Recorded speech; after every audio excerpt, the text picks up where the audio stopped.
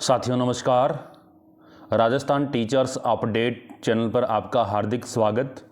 साथियों, आज के इस वीडियो के दौरान हम बात करने वाले हैं एक महत्वपूर्ण योजना को लेकर के, वो लाडो प्रोत्साहन योजना।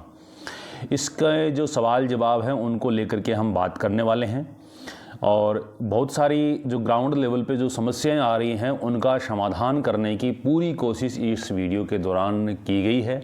तो आपके लाडो प्रोत्साहन योजना को लेकर के जितने भी सवाल आपके माइंड में हैं उनका समाधान हमने इस वीडियो में करने की कोशिश की है। उम्मीद है आपको वीडियो पसंद आएगा और आपकी समस्याओं का भी समाधान होगा। तो साथियों, आप हमारे चैनल पर नए हैं तो सबसे पहले चैनल को सब्सक्राइब करिए, बेल आइकन दबाएं ताकि आने वाले वीडियो सबसे पहले आप तक पहुंचे। और साथियों, वीडियो पूरा देखें और अंत तक, ताकि आपके कोई भी क्यूरीज नहीं रहे, क्योंकि ये योजना है वो आर्थिक लाभ से जुड़ी हुई है, इसलिए किसी को भी गलत नाजायज़ उसका फ़ायदा मिलना भी नहीं चाहिए और वंचित भी नहीं रहना चाहिए। तो इसमें हम बात करेंगे लाडो प्रोत्साहन योजना के लिए जो पात्रता है, सहायता की राशि, आवश्यक दस्तावेज, PCTS ID सहित संपूर्ण जानकारी। और जो सबसे महत्वपूर्ण जो है कि एक तो इसमें जो सवाल हैं कि अगर प्रथम 2 किस्त नहीं मिली तो क्या करें, अगर 2 से ज़्यादा संतान हैं तो हमें क्या करना है, और पिछले सत्र के लिए आवेदन हम किस प्रकार से करें, ये पूरी की पूरी वीडियो के दौरान हम जानकारी लेंगे। साथियों, यहाँ पर जो प्रश्न हैं वो हमारे जो प्रश्न रखे गए हैं वो इस प्रकार से हैं कि 2 से अधिक जीवित संतान हैं तो क्या इसका लाभ मिलेगा। सबसे जो बड़ा प्रश्न है वो सबके दिमाग में एक ही चीज़ है कि क्योंकि राजश्री योजना जो थी उसमें 2 से अधिक संतान की बाध्यता थी कि 2 से ज़्यादा संतान है तो उनको उसका लाभ से वो वंचित रहेगा, उनको लाभ नहीं मिलेगा। तो सबसे बड़ी समस्या ये है। तो इस सवाल का जवाब हम देखेंगे। दूसरा, कक्षा 1 में पढ़ने वाली बालिकाओं के लिए है या अन्य कक्षाओं के लिए भी है, क्योंकि इसमें जो तीसरी किस्त है वो कक्षा 1 में प्रवेश के लिए है। तो आगे की क्लास की जो बालिकाएं दिखा रही हैं वहाँ पे स्टैटिक्स रिपोर्ट में वहाँ पर वो हमें शो कर रही है, तो उसका हमें क्या करना वो भी हम इसमें देखेंगे। प्रथम 2 किस्त का लाभ नहीं मिला तो हमें क्या करना है, पहली किस्त अगर मिल चुकी है लेकिन दूसरी नहीं मिली है तो हमें क्या करना, और बैंक अकाउंट कौन सा काम में लेना है, और निजी विद्यालय में पढ़ने वाली बालिकाओं को भी इसका लाभ मिलेगा या नहीं मिलेगा। ये सारे सवालों के प्रश्न हम इसके अंदर देखेंगे और इसके साथ में भी पिछले सत्र के जो फॉर्म है वो कैसे भरने हैं वो सारे इसके अंदर हम देख लेंगे। सबसे पहले हम बात करेंगे कि बालिका का 2 से अधिक संतान है उसको लेकर के क्लियरिफिकेशन है वो। इसमें आपको एक मैंने अलग से एक ये जो आपको दिखा रहा हूँ स्क्रीन के ऊपर आप देख पा रहे हो, 2 तरीके से आप इसको समझेंगे।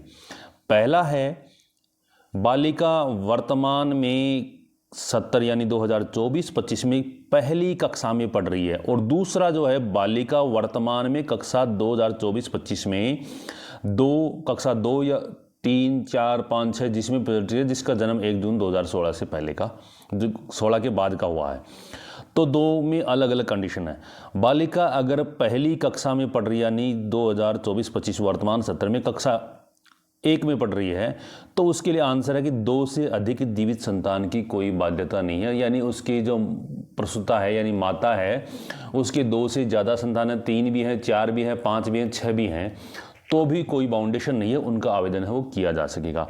लेकिन बालिका अगर कक्षा 2, 3, 4, 5, 6 में अध्ययनरत है तो उनके लिए 2 से अधिक जीवित संतान की बाध्यता है, यानी कि कक्षा 1 के लिए कोई बाध्यता नहीं है कितनी संतान हो, लेकिन कक्षा 2, 3, 4, 5 के लिए बाध्यता है। ये आपको क्लियरिफिकेशन आपको करना होगा।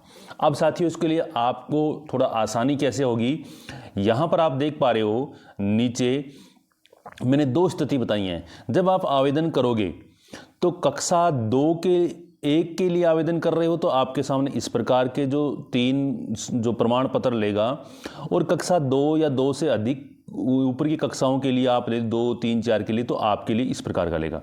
अब यहाँ पर आप देख पा रहे हो कक्षा 1 के लिए कितने प्रमाण पत्र ले रहा है वो, 3 PCTS कार्ड की कॉपी, जनाधार और parents dead and alive certificate, यानी जीवित या मृत्यु प्रमाण पत्र है वो, जैसा भी है उसका सर्टिफिकेट वो ले रहा है, मैंने 3 टिक करवा रहा है।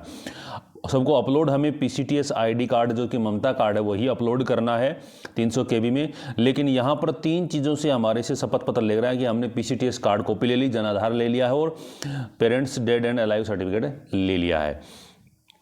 लेकिन हम अगर कक्षा 2 से लेकर के आगे ऊपर की कक्षाओं के लिए कर रहे हैं तो इसमें एक सर्टिफिकेट है वो एक्स्ट्रा ले रहा है। ये देखो ये रहा वाला child living not more than 2 children certificate, यानी 2 से अधिक जीवित संतान नहीं होने का प्रमाण पत्र है वो हमें देना है। यानी कि अगर पहली कक्षा में ले तो कोई दिक्कत नहीं है, अगर लेकिन कक्षा 2 या 2 से ऊपर की कक्षाओं के लेंगे तो 2 संतान की बाध्यता का नियम है, जो कि आप आवेदन करोगे तो आपके सामने ऑटोमेटिकली आ जाएगा। ये आपको कुछ ज़्यादा सोचने की जरूरत नहीं है। जिसके सामने इस प्रकार का 4 तो ये तीसरा जो चेक बॉक्स आएगा, यहाँ पर आप देख पा रहे हो ये चेक बॉक्स अगर आता है, कौन से वाला, एक बार दोबारा से आप देख लो, अगर ये चेक बॉक्स आता है child living not more than 2 children certificate, तो आपको 2 से इस बच्चे के विद्यार्थी के लिए 2 संतान की वाले बाध्यता का नियम है। लेकिन अगर उसमें नहीं है, इसमें नहीं आ रहा है, यहाँ पर आप देख रहे हैं नहीं आ रहा है, तो इसके लिए बाध्यता का नियम नहीं है, सीधा सा काम यही आपको रखना है। उसके बाद में आगे चलें, इसकी पात्रता। इसकी पात्रता वो राजस्थान का मूल निवासी एवं जन आधार कार्ड धारी प्रसूता इसके लिए देय हो, यानी जन आधार कार्ड अनिवार्य है और राजस्थान के मूल निवासी, उसकी जो माता है वो राजस्थान की मूल निवासी प्रसूता होनी चाहिए। लेकिन अगर जन आधार कार्ड है तो वो मान्य है। उसके बाद में आगे है राजस्थान के राज्य के चिकित्सा संस्थान व जननी सुरक्षा की योजना के लिए अधिकृत निजी चिकित्सा संस्थान, जो कि प्रथम 2 किस्त अगर मिली हुई तो इसके लिए आपको ज़्यादा सोचने की जरूरत है, क्योंकि वो प्रथम 2 किस्त तो नहीं को मिलेंगी जो इनके लिए है। तीसरा है लाडो प्रोत्साहन योजना के अंतर्गत दे समस्त परिलाभ राजस्थान जन आधार कार्ड के माध्यम से देंगे, यानी वो जन आधार कार्ड से ही माध्यम होगा, तो वो सबसे ज़्यादा कंपलसरी है।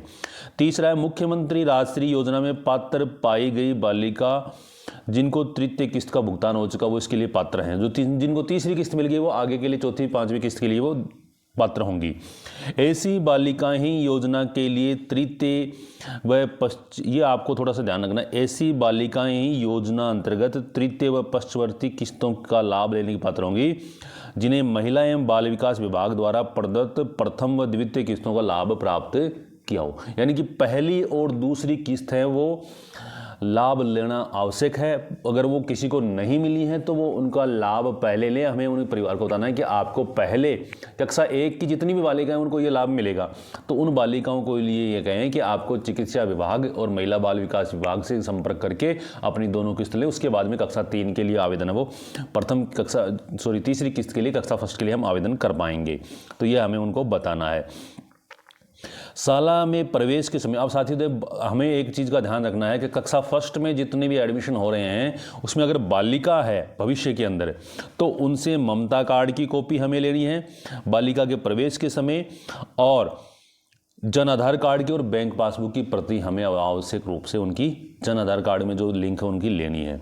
योजना के अंतर्गत तृतीय किस्त के भुगतान हेतु राजकीय व निजी मान्यता प्राप्त विद्यालय में सत्र 2024-25 में प्रथम कक्षा में प्रवेश लेने वाली ही बालिकाएं पात्र होंगी। यानी कि अगर कोई, ये बात हमने बताई कक्षा 2 के लिए, ये आपकी राजकीय विद्यालयों के लिए, अगर कोई निजी विद्यालय में बालिका अध्ययनरत तो सिर्फ कक्षा 1 में अध्ययनरत है वही इसके लिए पात्र होगी, क्योंकि जो 3, 4, 5 के लिए है वो राजश्री योजना जो थी वो उस कंडीशन इसमें लगी हुई है, तो वो कंडीशन निजी विद्यालयों के लिए नहीं थी। तो यहाँ पर हम बात करें निजी विद्यालय में जो कक्षा 1 में अध्ययनरत हैं वही इसके लिए पात्र होंगी। ये आपके साथ क्लियर हो गया होगा। यहाँ पर हम देखें VC के अंदर जो दिशा निर्देश दिए गए उसके ऊपर भी हम बात कर लेते हैं, क्योंकि हमारा प्रश्न है कि आपकी क्लियरिटी करना, जितने भी सवाल हैं जवाब आपको क्लियर हो जाए कि वास्तव में गाइडलाइन है क्या। तो उसमें बताया गया कि लाडो प्रोत्साहन योजना के अंतर्गत पूरे राजस्थान में विभिन्न जिला शिक्षा अधिकारी प्रारंभिक शिक्षा के अधीन काफ़ी आवेदन भुगतान के अभाव में लंबित हैं। पूरे राजस्थान में 5 जिले जिसमें बाड़मेर, जोधपुर, डूंगरपुर, उदयपुर, जिन्होंने सत्र 2024-25 में किसी भी बालिका का भुगतान नहीं किया। लाडो प्रोत्साहन योजना में भुगतान की प्रतिशत कम की स्थिति अधो हस्ताक्षरकर्ता द्वारा गंभीरता से लिया जाकर संबंधित जिला शिक्षा अधिकारियों को वित्तीय वर्ष समाप्ति से पूर्व प्राप्त पात्र आवेदनों का 100% भुगतान किए जाने निर्देशित किया गया। निर्देशों के क्रम में सहभागी जिला शिक्षा अधिकारी प्रारंभिक शिक्षा द्वारा आगामी 7 दिवस में प्राप्त पात्र आवेदनों का 100% भुगतान सुनिश्चित किए जाने हेतु आश्वासन प्रदान किया गया है। जिला शिक्षा अधिकारियों द्वारा आवेदनों का बकाया होना DO स्तर पर के स्थान पर PO पर बताया गया है। अधो हस्ताक्षरकर्ता द्वारा जिला शिक्षा अधिकारियों को पात्र आवेदन पीओ से मानक संचालन प्रक्रिया के प्रावधानों के अनुसार प्राप्त कर भुगतान करने व अपात्र आवेदनों को डिलीट करवाने हेतु निर्देशित किया गया है, ताकि साला दर्पण पर वास्तविक पात्र बालिकाओं का विवरण ही प्रदर्शित हो। वीसी में यह ध्यान में लाया गया है कि योजना में पीओ द्वारा 2 से अधिक संतान होने पर योजना का लाभ नहीं होने की बाध्यता के कारण आवेदन अग्रसित नहीं किया। यानी पीओ द्वारा है कि 2 से अधिक संतान का जो नियम है वो उनको फॉलो कर रहे हैं। इस संबंध में अधो हस्ताक्षरकर्ता द्वारा अवगत कराया गया है कि यहाँ पर इसको ध्यान रखेंगे, 2 से अधिक संतान वाली नियम है। ये वीसी के निर्देश हैं कि शैक्षिक सत्र 2024-25 से लाडो प्रोत्साहन योजना में संतान संबंधी बाध्यता नहीं है।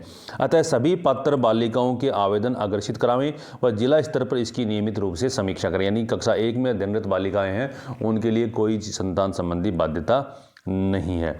अब यहाँ पर एक जिला शिक्षा अधिकारी मुख्यालय प्रारंभिक शिक्षा झुंझुनू के द्वारा एक आदेश है वो प्रसारित किया गया है। इसमें भी क्लियर करके बताया गया है। इसमें यहाँ पर वीसी के दिशा निर्देशों के लिए ही इसमें यहाँ पर आप देख पा रहे हैं, ये इस प्रकार से ये दिखा है कि उक्त संबंध में स्पष्ट किया जाता है कि मुख्यमंत्री लाडो योजना सत्र 2024-25 से शुरू हुई है। पूर्व में इस योजना का नाम मुख्यमंत्री राजश्री योजना चल रहा है, परंतु मुख्यमंत्री राजश्री योजना में परिवार में 2 से अधिक संतान होने पर बालिका योजना के लिए पात्र नहीं मानी जाती थी, परंतु मुख्यमंत्री लाडो योजना में यह शर्त 2024-25 से कक्षा प्रथम में प्रवेश लेने वाली बालिकाओं पर लागू नहीं है। अर्थात वर्तमान में कक्षा प्रथम में अध्ययनरत बालिका जिसकी PCTS ID जारी हुई है वो मुख्यमंत्री लाडो योजना में इसमें पात्र है। यानी जिनकी PCTS ID जारी हो चुकी है, कक्षा 1 में अध्ययनरत है, उनके लिए वो पात्र है, चाहे उसके परिवार में जीवित भाई बहनों की संख्या कितनी भी हो।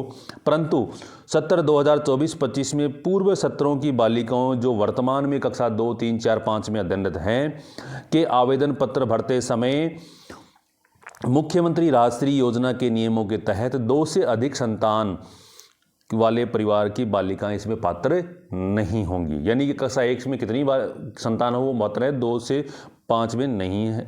अगर 2 संतान से ऊपर है तो वो पात्र नहीं है। साथ में यह भी स्पष्ट किया गया है इसके अंदर कि जिन बालिकाओं की PCTS ID पर पूर्व में भुगतान बकाया होने पर या नहीं होने के कारण आवेदन नहीं भरे जा रहे हैं, उनके माता पिता को पहले चिकित्सा विभाग से दोनों किस्तों का भुगतान प्राप्त करने तो निर्देशित करें। यानी जिनको पहली और दूसरी किस्त प्राप्त नहीं हुई है, उनको चिकित्सा विभाग के साथ में महिला बाल विकास विभाग है, उन दोनों से संपर्क करने को, आंगनबाड़ी कार्यकर्ता से और चिकित्सा से, जो हॉस्पिटल से जो एडमिट उनकी डिलीवरी हुई है वहाँ से उनको ये संपर्क करके वो पहली दूसरी दोनों किस्त ले ले, उसके बाद में तृतीय किस्त के लिए आवेदन किया जा सकेगा। योजना के अंतर्गत देय राशि जो मैंने आपको बताई है कि जन्म के समय 2500 रुपये, टीकाकरण होने पे 2500 रुपये, प्रथम कक्षा में प्रवेश पर 4000 रुपये, कक्षा 6 में प्रवेश पर 5000 रुपये, कक्षा 10 में प्रवेश पर 11000 रुपये, कक्षा 12 में प्रवेश पर 5000 रुपये और स्नातक पूर्ण करने पर 50000 रुपये हैं वो मिलेंगे। यानी कुल 1 लाख रुपये की सहायता राशि होगी। ये तीसरी किस्त के लिए मैंने बता दिया है। अब इसमें आवश्यक दस्तावेज हमें क्या चाहिए? पहला है, सबसे इंपॉर्टेंट है वो ममता कार्ड है। इसको आपको ध्यान रखना है क्योंकि इसकी PDF वो 300 KB में अपलोड होगी, ये तो अनिवार्य तौर पर हमें लेना ही लेना पड़ेगा। दूसरा, जन आधार कार्ड चाहिए, उसका नंबर भी चाहिए, वो हमें फीड करना होगा। पेरेंट्स के जीवित या मृत्यु की जांच है तो प्रमाण पत्र, बालिका का आधार कार्ड या अगर आधार कार्ड नहीं है तो उसकी आधार नामांकन की स्लिप हमें लेनी है। अगर बालिका कक्षा 2 या 2 से अधिक की ऊपर कक्षाओं में पढ़ती है तो 2 से अधिक जीवित संतान नहीं होने का प्रमाण पत्र भी हमें लेना होगा। अगर कक्षा 1 में है तो यह प्रमाण पत्र की आवश्यकता नहीं है। उसके बाद में अगला है कि सर पिछले सत्र के फॉर्म कैसे भरे जाएंगे? तो यहाँ पर हम बात करेंगे पिछले सत्र में 2023-24 के अंदर जो बालिका कक्षा 1 में अध्ययनरत थी तो वर्तमान में वो कहाँ पर है? कक्षा 2 में अध्ययनरत है। अगर कोई पात्र बालिका जो पिछले सत्र में कक्षा 2 में अध्ययनरत थी तो वर्तमान सत्र के अंदर वो बालिका कौन सी कक्षा में? 3 में है। यानी कि पिछले सत्र में जो बालिका थी वो अगली सत्र में चली गई, अगले कक्षा में चली गई और हमें अभी क्या करना है? उनको सत्र 2024-25 ही यहाँ पर सेलेक्ट करना है। कौन सा सत्र 24-25 है वो सेलेक्ट करना है। हमें सभी के लिए सत्र 2024-25 ही सिलेक्ट करना है। जो बालिका पिछले सत्र में कक्षा 1 में पात्र थी उसका फॉर्म हम वर्तमान में कक्षा 2 में जाकर के भरेंगे। जो बालिका पिछले सत्र में कक्षा 2 में अध्ययनरत थी और वो पात्र थी और किसी कारणवश उनका फॉर्म रह गया है तो वो वर्तमान में कक्षा 3 में मिलेगी। यहाँ पर हम देख पा रहे हैं ये कक्षा आपके सामने यहाँ पर दिखाई दे रही है। यानी पिछले सत्र में जो कक्षा 1 में जो थी पात्र थी वो कक्षा 2 में भरेंगे, पिछले सत्र में 2 में थी वो 3 में भरेंगे, 3 में थी वो 4 में, 4 में थी 5 में, ऐसे भरेंगे हम। तो वर्तमान सत्र चूज करके ही उनका फॉर्म है वो फिल किया जा सकेगा। आपके सामने यहाँ पर जो स्क्रीन के ऊपर जो टैब दिखाई दे रहा है उसके अनुसार हमें उनका फॉर्म है वो भरना है। यानी कि सत्र 2024-25 सेलेक्ट करके उसमें कक्षा 2, 3, 4, 5, 6 का चयन करके भर सकते हैं, क्योंकि पिछले सत्र में जो बालिका फर्स्ट में थी वो अब सेकंड में हो चुकी है। इस प्रकार से उनका चयन करके पिछले सत्रों की वो हम भर सकेंगे। साथियों, आपकी सवालों का जवाब देने की हमें पूरी कोशिश की है, फिर भी आपको विभागीय दिशा निर्देशानुसार कार्य करना है। वीडियो इसके लिए किसी भी प्रकार की उत्तरदायी नहीं होगा। सारे सवालों का जवाब देने की हम कोशिश की है और आपका कोई प्रश्न होगा तो आप कमेंट बॉक्स में कमेंट करिएगा, उसको लेकर के हम दूसरा वीडियो लेकर के आ जाएंगे। धन्यवाद साथियों। जय हिंद, जय भारत। वीडियो को ज़्यादा से ज़्यादा शेयर करिए।